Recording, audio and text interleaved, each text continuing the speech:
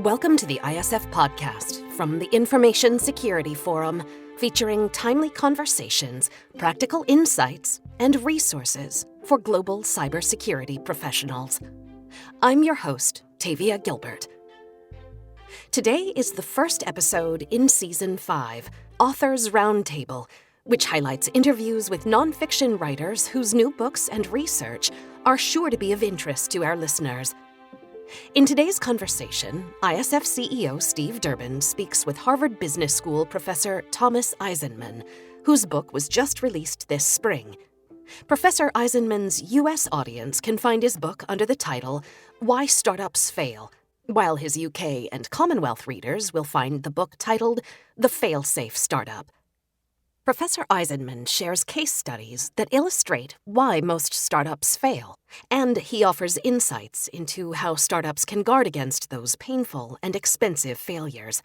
Tom, thanks very much for taking the time to talk to me today. You are the Howard H. Stevenson Professor of Business Administration at Harvard. You were also the Peter O. Criss Faculty Chair at Harvard Innovation Labs, and you do a lot of work in the entrepreneurial space, something that's of interest to me, having spent a number of years working in that space myself when I was at EY some years back now. Let me start by just asking you, how has working during the pandemic changed the work that you've been doing at Harvard in the last 12 months or so? The school did a remarkable job of quickly making the transition online. Your listeners will know that most of our instruction is by the case method, where we collect, and it's usually a pretty large group of students, somewhere between 60 and 100 in a room, an amphitheater style room where the instructor will, blackboards behind them, lead a discussion with the instructor doing maybe 20% of the talking and the students 80% talking to each other, working through a case study of a company facing some tricky decision.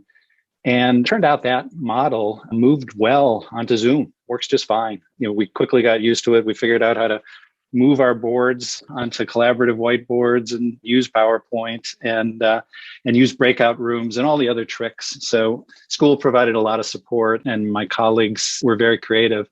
I'm sure there are many aspects of the experience the students don't love. I mean, so much of going to business school is the network of peers that you create, right, and the social aspect, and both professional networking and social networking.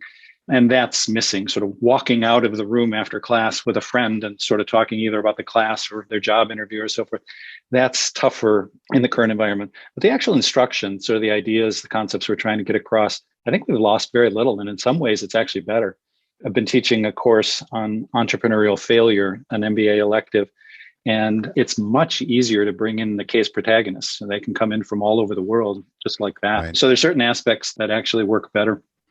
Yeah, we've certainly found that as well in some of the work we've been doing with our members, the ability to reach out to people that you would never have been able to because they simply physically couldn't get there or it was cost prohibitive.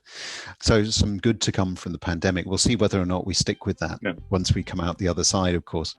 You mentioned there that you run this entrepreneurial elective. What's the role of security and privacy discussion in that, if any? The work on failure has been a big part of my research and teaching for the last couple of years. But the other big part, I've helped launch a joint degree program with Harvard's Engineering School. It's an MS MBA, Master of Science, and an MBA, conferred in the same amount of time it would take to get a regular MBA, just 2 years. Right. And these students are very technical. So whereas a typical aspiring entrepreneur who's a regular MBA is probably 2 out of 3 times will launch a B2C business to consumer, it's just the reverse for my MS MBAs. They're 2 out of 3 or 3 out of 4 of them will be launching B2B businesses. And several of them have already, the program's only 3 years old, but we've got a couple of security startups already out of that batch. So we've had several Israeli students in the program. Some of them come from the famous 8200 unit, which is all about cybersecurity. Right. And they bring that toolkit and skill set and have applied it to enterprise settings. So one of our groups of graduates has launched a company that's in the sort of the famous elite Y Combinator incubator called SafeBase. They're basically bringing compliance with the, I'm going to screw up the initials, but General Data Protection Regulation. There you go. Yes, exactly. Implemented in California, and sort of we'll expect a lot of other places in the US to follow suit. So they're helping small and medium-sized companies with websites comply with those rules. And then another student, former NSA, U.S. National Security Agency, she's recognized an opportunity or concern with the security of Internet of Things devices. And the basic concept is she's going to create essentially a software clone in the cloud that is basically running the same software as the actual device. And they're talking to each other constantly. And if there's any state of change in the real device, you basically set off an alarm by sort of recognizing the difference in the two states. And she's pushing, so the company's called Perigee. She's pushing it into hospitals, sort of that environment where basically the security of these lots of internet connected devices and security of them is paramount. So we've seen that for sure. And I expect we'll see more businesses like those. So I would say it's recognized as a big and important opportunity by some of our aspiring student entrepreneurs. And I'm interested in those that are not the technical ones. I mean, I help out down at Henley Business School. I talk about the role of security in the boardroom and the role of the board in enabling cyber effectiveness across the organization. And, the view that I take in those discussions is that there isn't a business today that isn't going to be affected in some way, shape, or form by security. Because if you're using technology, you have to consider security. And so I'm curious about some of your other entrepreneurial organizations that you mentioned there that aren't technical. When they talk, or when you talk to them about, what good looks like from a startup, does security play a role at all in the way that you position that as being something that, could really bring things crashing down? I'm thinking in particular of theft of IP and those sorts of things, Yeah, I would say probably not enough. So the point at which I deal with students is at the earliest stages. And some of them, again, have identified opportunities where security is at the core. The team at Cloudflare, the founders of Cloudflare were my students, and I worked very closely with them right from the start. So, but in a typical e-commerce or mobile app kind of setting, I would say they're so busy just searching for product market fit, sort of making sure that they've got a value proposition for their customer. Yeah. They're probably not thinking enough about the vulnerability and the risk to privacy and identity theft and so forth. So they'll get there. I think it's something that happens after Series A or Series B for most of these companies. Yeah. They will definitely get there. And rules will force them in some cases. Yeah, that's right. I mean, the whole sort of compliance and regulatory framework, and irrespective of where you happen to be in the world today, is just going through such a rapid state of change. I mean, it's bound to impact at some point in time. But let's move on, Tom, and let's talk about the book that you've recently released at the end of March. It came out, I think. Yeah, that's right. I saw. A tremendous amount of research went into that. I read, 470 interviews that you'd conducted with failed entrepreneurs, investors, trying to understand why ventures fail, basically, if I sort of summarize it. And there's some really interesting stats that I came across that in 2019, I think I saw that 90% of startups fail. It seems like a huge number. Yeah, the number can slide anywhere between 50% and 90%, depending on how you define startup and how you define failure. Right.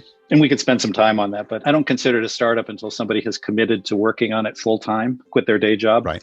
That's one test. And then the question about failure is, do you actually require an outright cessation of activity? And that's probably not the right test, because many businesses can soldier on, earning just enough cash to survive, but never enough to yield a positive return to the original investors. And in some important way, those businesses are failures, even though they may be going concerns. You can do a bankruptcy, restructuring, and so forth. So I think a better number is probably 2/3 of companies that have raised venture capital will never earn a positive return for the investors. That's still very, very high. Yeah, it is. Absolutely.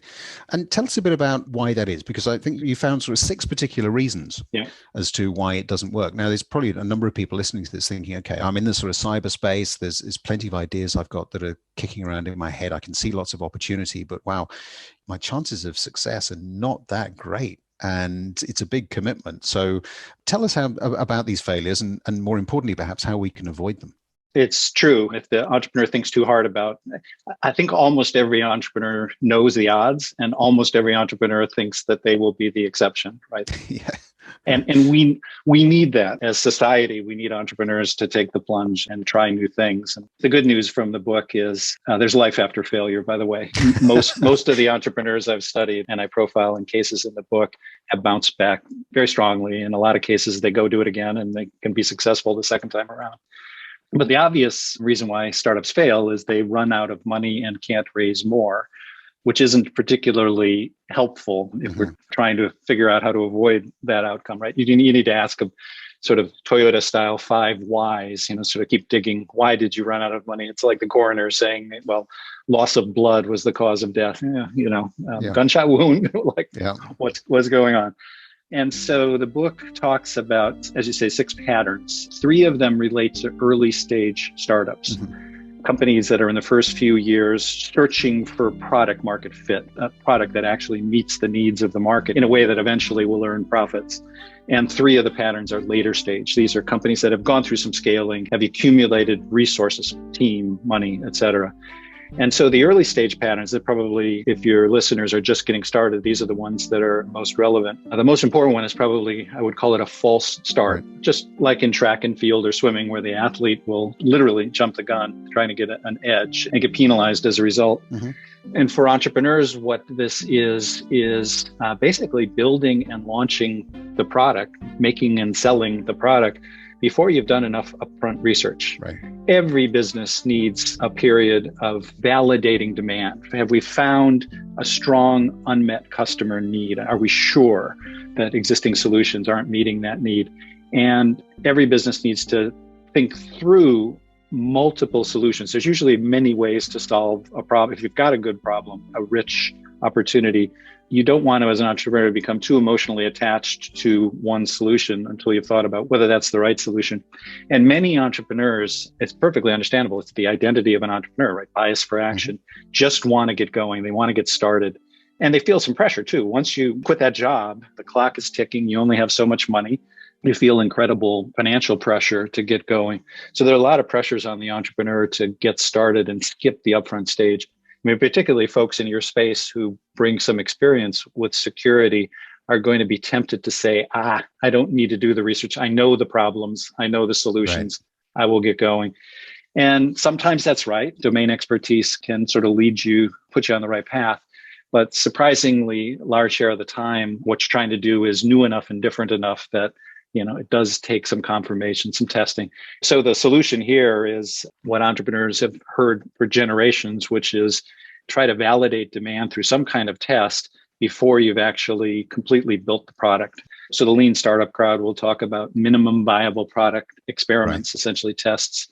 And that makes a difference. But that's even too late in the process. There's usually Steve Blank, who's one of the lean startup gurus, talks about customer discovery, sort of getting out of the building and talking to potential customers about their problems before you start pitching them a solution.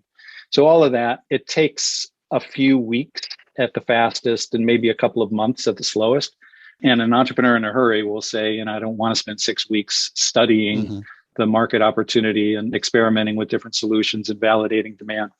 And the problem with a false start is if you've got a year's worth of capital, a year's worth of runway, to waste the first 4 months on a flawed first version of the product, you can still pivot to a better version, but now you've only got 8 months left and you've substantially boosted your failure odds, because if the second version doesn't work, now the clock's really running out.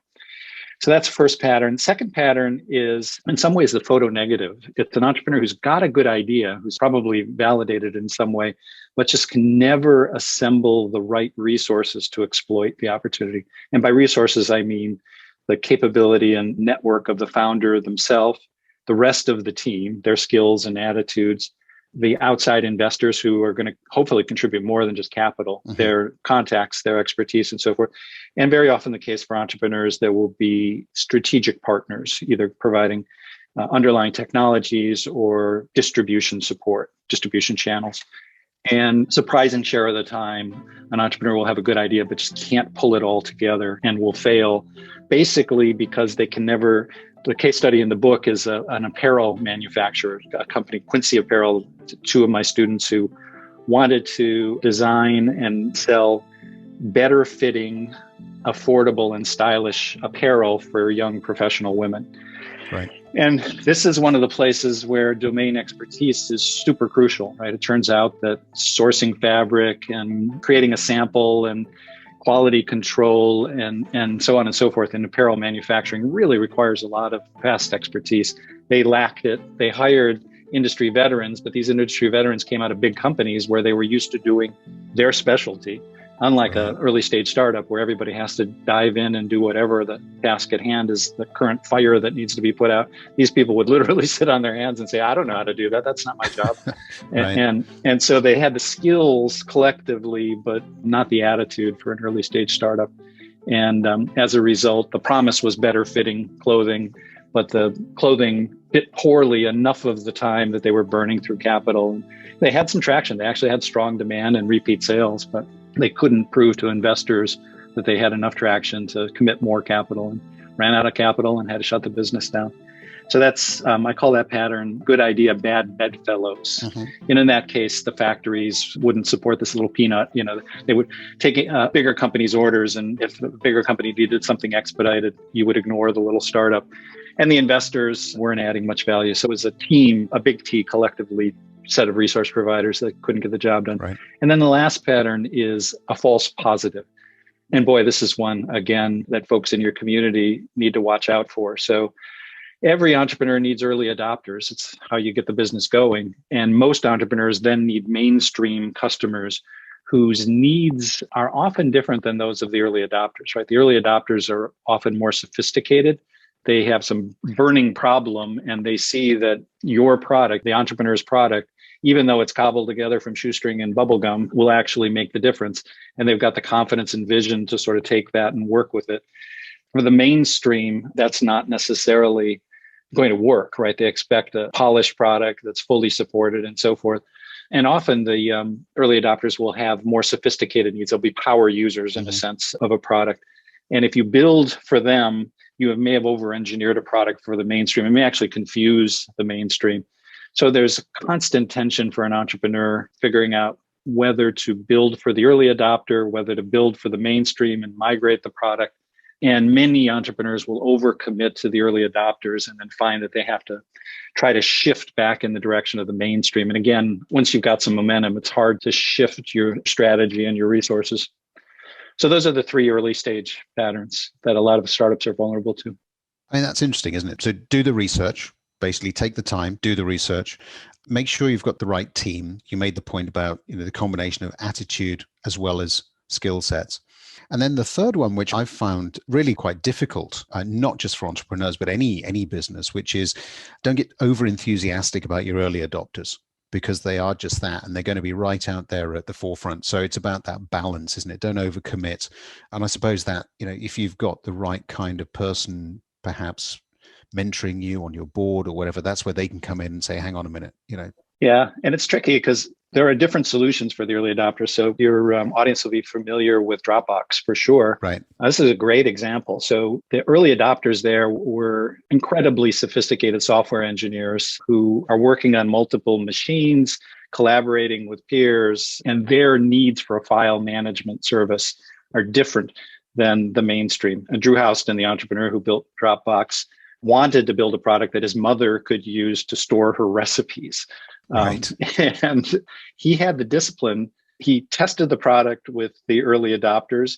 They were howling for all of these incredibly sophisticated features, and he had the discipline to not put them into the product. He had done enough testing and had deep enough understanding to know that the product would be sufficiently superior for the early adopters to their alternatives, which sometimes are sort of plugging a thumb drive into your computer and forgetting to bring it home with you, sort of emailing files to yourself. And this business got going 10 years ago, so before the cloud was fully developed. And so in that case, he built for the mainstream and made a correct bet that it would be good enough for the early adopters, which it was. Always a tough one though, isn't it? Because you can get so caught up and so, I guess, enthusiastic about the way that some of these guys are responding to your baby. I mean, let's face it, that's what it is, Yeah. Tell us about the other three, because these speed traps sounded really intriguing to me. You call one of the areas their speed traps. Tell us about that one. Yeah, Deliveroo is probably right in the middle of a speed trap as we speak. These are late stage patterns. So think of companies that are maybe startups that are 5 years old or more, 5 to 10 years old, and have had some measure of success, have accumulated the resources, the team and the money and so forth. And the speed trap is all about growing too fast. Right. And it unfolds in a way that, it's eerily consistent in how it unfolds from company to company. So you get an explosion of early demand from the early adopters, right? They love the product. They refer it word of mouth referrals. So you haven't spent anything on marketing. They're repurchasing. Everything's going great. Investors see that. They get excited. They invest at a very high share price, high valuation, and fueling the expectations for continued growth. Entrepreneur doesn't need her arm twisted, right? Every entrepreneur loves growing. That's how a lot of them keep score. So the other party that gets drawn by the growth is rivals. So you will quickly see the business cloned unless there's some sort of intellectual property protection. And big companies in the space will wake up and realize that some startup is doing something interesting. Competition will start to put pressure on price and pressure on costs. And then the next wave to sustain the growth, the next wave of customers is rarely, the mainstream is rarely as interested as the early adopters, right? So you have to discount to attract them. You're already discounting due to competition. You have to pay for marketing, so paid advertising and promotion. So you get to squeeze. The value of a customer is declining and the cost of acquiring a customer is rising. And at the same time, a lot of bad things can be happening internally. So some businesses are pure software. That would be the case for a lot of security businesses. But many businesses need humans to answer telephones, to pack boxes in warehouses, et cetera, et cetera. And if you have to recruit legions of workers to fulfill the demand you're generating, it's hard to find them, hard to train them. And you need a layer of middle management specialists, whether it be operations or the marketing side, to coordinate everything. You need to put information systems in place that don't exist, right? The startup has nothing at the beginning. So every key, whether it be an ERP system or a CRM system, that all has to be put in place, and you can make sloppy and flawed decisions that lead to chaotic operations. And so you can get quality problems and customer service problems. The other thing that happens internally with a speed trap is some cultural problems. You get functions now that are internal fiefdoms. Marketing blames engineering for being late with the features, the promised new features. Sales blames marketing because the leads are of poor quality. Everybody's pointing fingers in every direction. You have the old guard, the team that was present at the creation, looking at the new guard, not really appreciating their contributions, their specialty contributions, jealousy of the new guard because the old guard is holding valuable stock options. So the guy down the hall has got just exercised $5 million worth of stock options. And so the culture can unravel. All of this happens, to sustain the growth. You're really losing money in a lot of settings. Deliveroo is losing, lost a couple £100 million last year. The gap is closing, but it's still a problem. And ultimately, when you try to raise more money, you can sort of suspend disbelief long enough, but at some point, investors are going to worry about the growth being unprofitable growth. And it'll prove impossible to raise new money, and the existing investors will be leery of committing more funds. And the thing can unravel remarkably fast when that happens. You slam on the brakes, you stop the marketing, you can try to refocus around the profitable customers, but sometimes that works and sometimes it's too late. The thing simply fails. The second pattern is where the late stage startup actually manages to sustain demand, but fails for one of two reasons, despite strong continued demand. Either the capital markets just dry up, and this happens sector-wide with surprising frequency. So we saw it happen in clean tech in the 2010 timeframe. Biotech goes through it every 10 or 20 years. Right. I'm sure blockchain will have its ups and downs, and sometimes it's the entire economy, right? Great Recession of 2009. And if you are growing fast and still investing at that stage, you haven't started to turn the corner and generate cash, just as one of these dry spells hits in the capital market, that can kill you. So essentially, healthy companies go out with the bathwater. And another version, this pattern is called help wanted. And the other thing that can happen in these companies is the problem of the missing specialist manager. So the example in the book is online retailing of home furnishings. And sort of sending a couch across the country from a warehouse to your home turns out to be logistically a very difficult thing to coordinate. Unlike your Amazon books, if they come 2 days early, you're delighted. If your couch comes 2 days early, you're not home from work. You schedule it. And if it comes 2 days late, that's not good either. And if it comes damaged, which is easy when you're shipping something that big, that's not good either. So the company in question ran through 3 vice presidents of operations before they're generating a lot of demand. That side of the business is healthy, but they just couldn't fulfill the orders they were generating because they lacked leadership in that key function.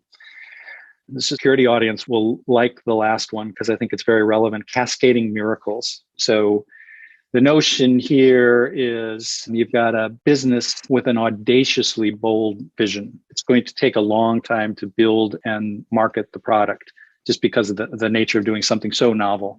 And many, many things, each of which is a big uncertainty, have to go right for the business to succeed. And if any of them go wrong, the business will fail. And so you need a cascade of miracles. If 5 things are each a 50-50 chance of working, and you flip a coin 5 times in a row, the chance of getting heads 5 times in a row is 3%. So, Right. In this case, radical changes in customer behavior, some technology or engineering breakthroughs, huge amounts of capital because the business is going to take so long to build, the support of incumbents who have benefited from the status quo need to come along for your ride.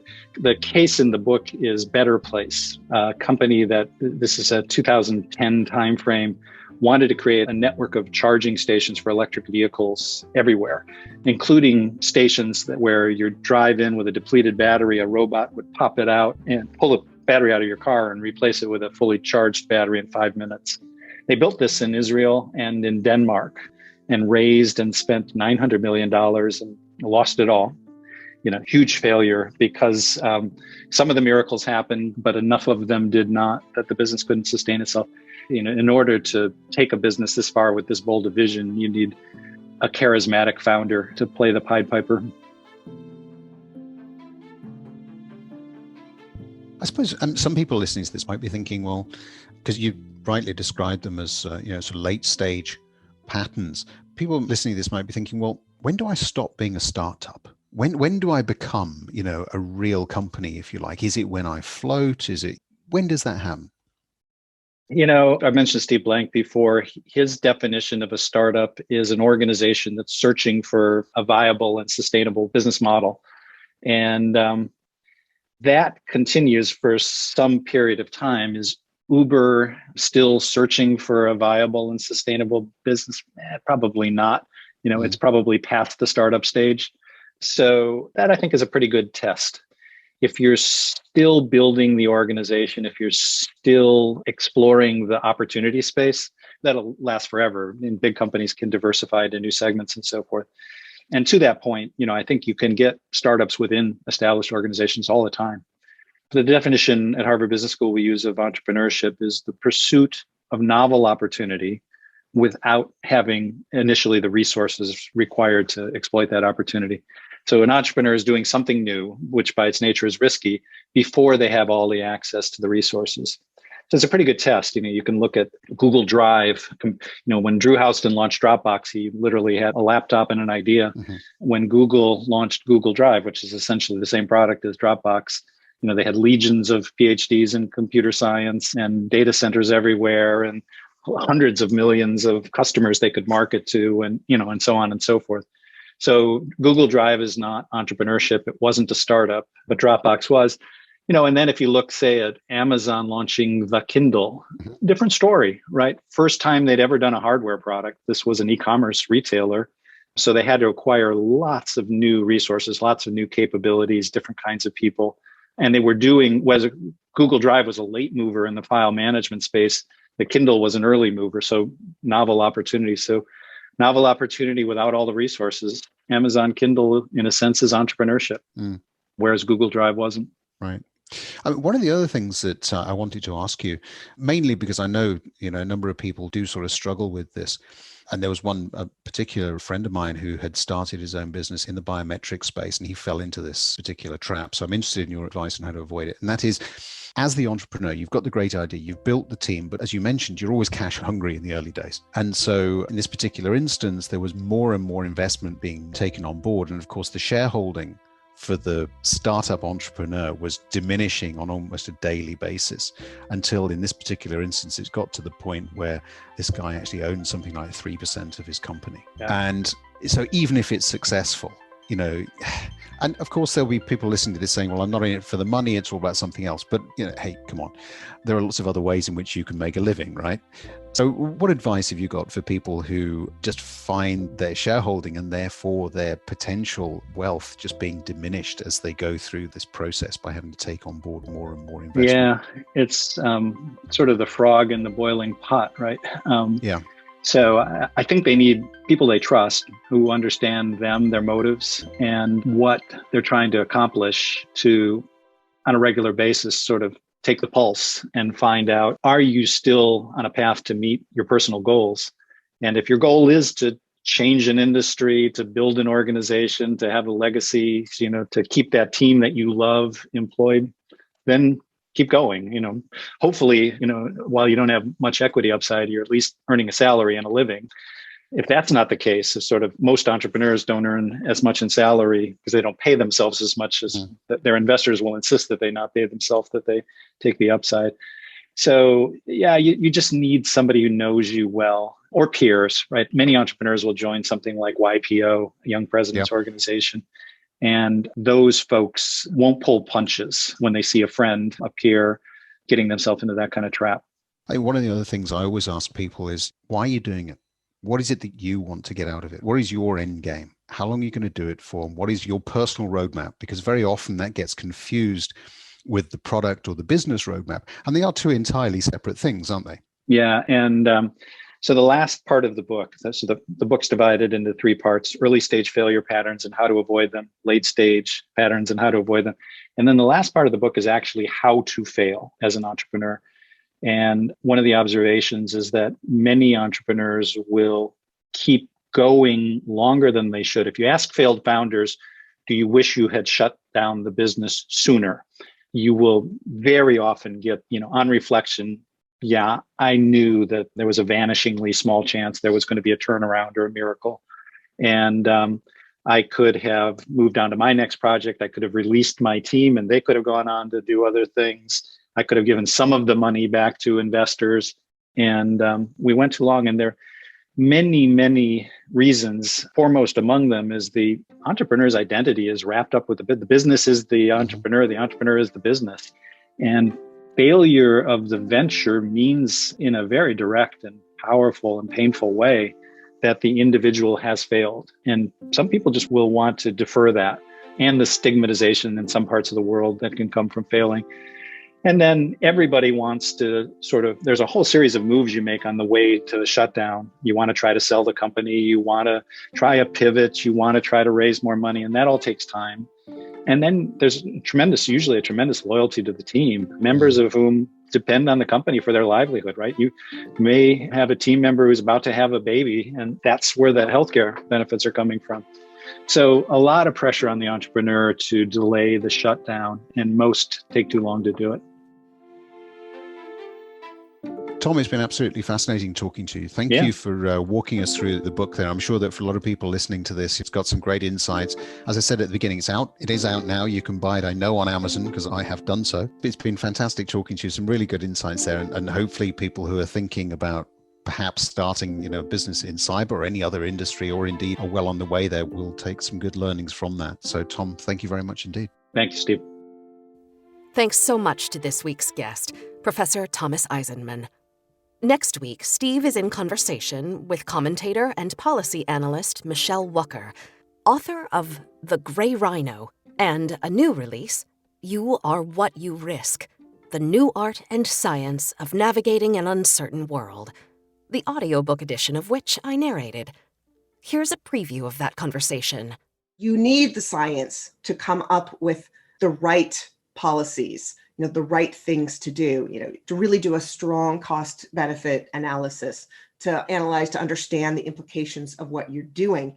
It's necessary, but it's not sufficient. Then it's the communicating that. It's the hearts, not just the minds. And that's really why I came up with the gray rhino metaphor in the first place. And it's why, Aesop and so many other people throughout history have used animals or other metaphors as a way to communicate with people.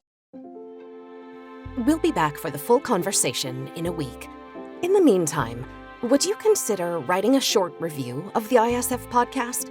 Reviews are a big support in helping new listeners discover our program, so if you do have a moment to rate or review us, we would be very grateful.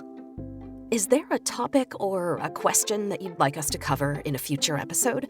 Let us know at securityforum.org.